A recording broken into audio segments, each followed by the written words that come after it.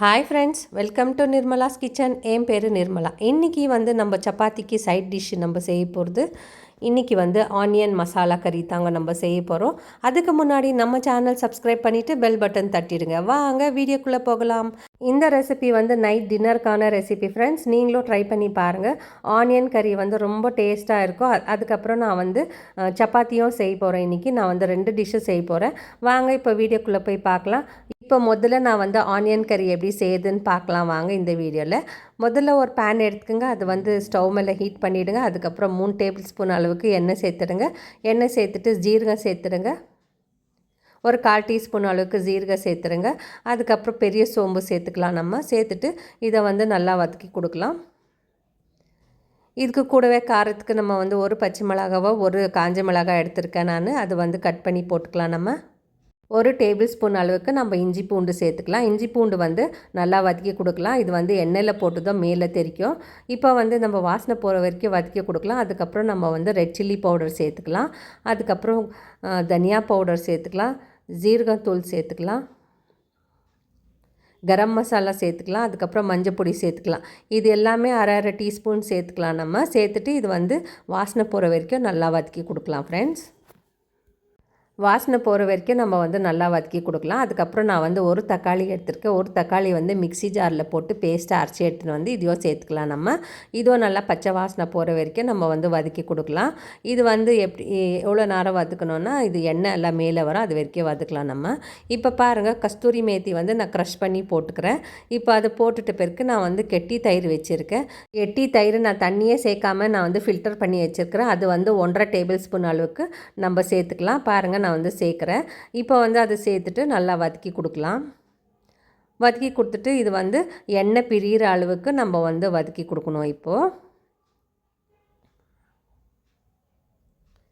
பாருங்கள், இந்த மாதிரி எண்ணெய் பிரிகிற அளவுக்கு நம்ம வதக்கி கொடுக்கலாம். இப்போ எண்ணெய் பிரிஞ்சு வந்துருச்சு. இப்போ கொஞ்சம் உப்பு சேர்த்துக்கலாம். நம்ம 1/4 டீஸ்பூன் அளவுக்கு உப்பு சேர்த்துக்கலாம். இப்போ நான் வெங்காயம் 4 வெங்காயம் எடுத்திருக்கேன். அந்த 4 வெங்காயத்தை நான் ஹாஃபாக கட் பண்ணி வச்சுருக்கிற வெங்காயத்தை நம்ம சேர்த்துக்கலாம் இந்த மசாலாவில்.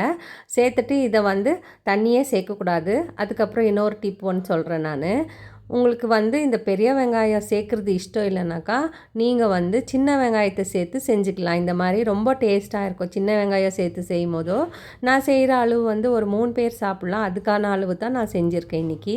பாருங்கள், இந்த சின்ன பீசஸ் வெங்காயம் கூட நான் சேர்த்துக்கிறேன். நான் சேர்த்துட்டு மூடி போட்டுடலாம். மூடி போட்டுட்டு தண்ணி சேர்க்காதீங்க. 5 நிமிஷத்துக்கு மூடி போட்டு நல்லா வேக வைக்கலாம். அதுக்கப்புறம் நம்ம மூடி ஓப்பன் பண்ணி பார்க்கலாம். அதுக்கப்புறம் நம்ம இப்போ தண்ணி தெளித்து தான் கொடுக்க போகிறோம். தண்ணி சேர்க்காதீங்க ரொம்ப. இந்த மாதிரி தண்ணி தெளித்து கொடுத்துட்டு நம்ம வெங்காயத்தை வேக வைக்க போகிறோம். இப்போ பாருங்கள், இன்னொரு 5 நிமிஷம் நான் மூடி போட்டு வைக்கிறேன். மூடியை ஓப்பன் பண்ணி பார்க்கலாம் எந்த ஸ்டேஜில் இருக்குதுன்னு. இப்போ பாருங்கள், நான் கலந்து கொடுக்குறேன். நான் ஒரு முறை மிக்ஸ் பண்ணி கொடுக்கலாம் எல்லா பக்கமும். இப்போ வெங்காயம் நல்லா வெந்திருக்கு. இப்போ நம்ம எல்லா பக்கமும் மிக்ஸ் பண்ணி கொடுக்கலாம். மிக்ஸ் பண்ணி கொடுக்கும்போது இந்த வெங்காயோட லேயராக வரும். அதுதான் இதில் ஹைலைட்டே, இதில் இந்த வெங்காயம் கறியில். இப்போ பாருங்கள், நான் மிக்ஸ் பண்ணி கொடுக்கும்போது எல்லாமே பிரிஞ்சு வருது. இந்த மாதிரி வரணும் ஃப்ரெண்ட்ஸ். இது ஒரு கிரேவி கன்சிஸ்டன்சி வர வரைக்கும் நம்ம ஸ்டவ் ஆன் பண்ணியே வச்சுருக்கலாம். நம்ம மீடியம் ஃப்ளேமில் வச்சு நம்ம கலந்து கொடுக்கலாம். இப்போ பாருங்கள், ஆல்மோஸ்ட் எண்ணெய் எல்லாம் பிரிஞ்சு வந்துடுச்சு. இப்போ நம்ம கொத்தமல்லி ஆட் பண்ணிடலாம். ஆட் பண்ணிவிட்டு ஒரு முறை நம்ம கலந்து கொடுத்துடலாம். இப்போ இந்த கிரேவி ரெடி ஆயிடுச்சு. நம்ம இந்த கிரேவி சப்பாத்திக்கு சைட் டிஷ்ஷாக தான் நம்ம செஞ்சுருக்கோம்.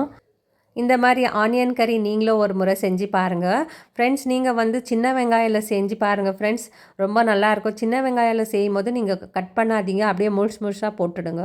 நான் பெரிய வெங்காயில் செஞ்சு தொட்டு நான் கட் பண்ணியிருக்கேன்.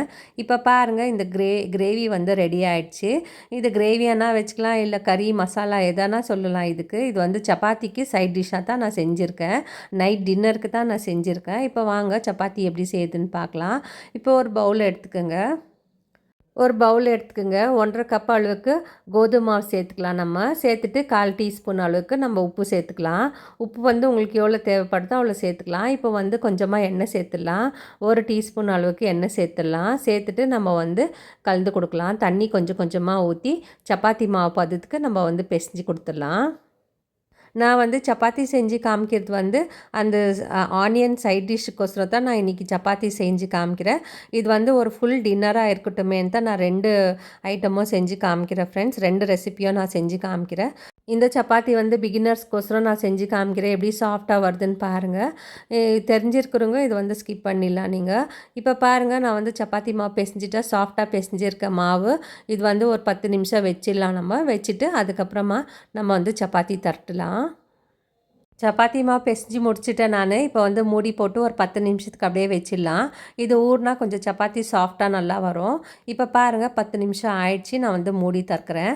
பார்த்தீங்களா, ஊறியிருக்கு, மாவு நல்லா ஊறியிருக்கு. இப்போ வந்து நம்ம வந்து சப்பாத்தி செய்யலாம். இதில் நமக்கு எவ்வளோ பெரிய சைஸ் சப்பாத்தி வேணுமோ அவ்வளோ பெரிய சைஸில் மாவு எடுத்துக்கலாம். எடுத்துகிட்டு 2 கையை வச்சு நல்லா ரோல் பண்ணி கொடுத்துடலாம். ரோல் பண்ணி கொடுத்துட்டு நம்ம வந்து மாவு தொட்டுக்கலாம். நான் வந்து இப்போது வந்து கிச்சன் கவுண்டர் மேலே தான் நான் வந்து தட்டுறேன். எனக்கு அது தான் ஈஸியாக இருக்குது. அதனால நான் வந்து இப்போ வந்து நான் பிசைஞ்சு வச்சுருக்கிற மாவில் வந்து நான் ஒரு 5 சப்பாத்தி நான் செய்ய போகிறேன் நான். இப்போ பாருங்கள், நான் வந்து நல்லா தொடிச்சிடுறேன். தொடிச்சிட்டு இது மேலே நான் வந்து சப்பாத்தி செய்ய போகிறேன். மாவு கொஞ்சம் போட்டுக்கலாம். நம்ம போட்டுட்டு நம்ம வந்து சப்பாத்தி, நான் வந்து இன்றைக்கி ட்ரையாங்கிள் ஷேப்பில் சப்பாத்தி செய்ய போகிறேன். யாருக்கெல்லாம் ட்ரையாங்கிள் ஷேப்பில் சப்பாத்தி தெரியுதோ எனக்கு கமெண்ட் பண்ணுங்கள் ஃப்ரெண்ட்ஸ். ரொம்ப ஈஸியாக நம்ம வந்து இந்த ட்ரையாங்கிள் சப்பாத்தியை செஞ்சு முடிச்சிடலாம்.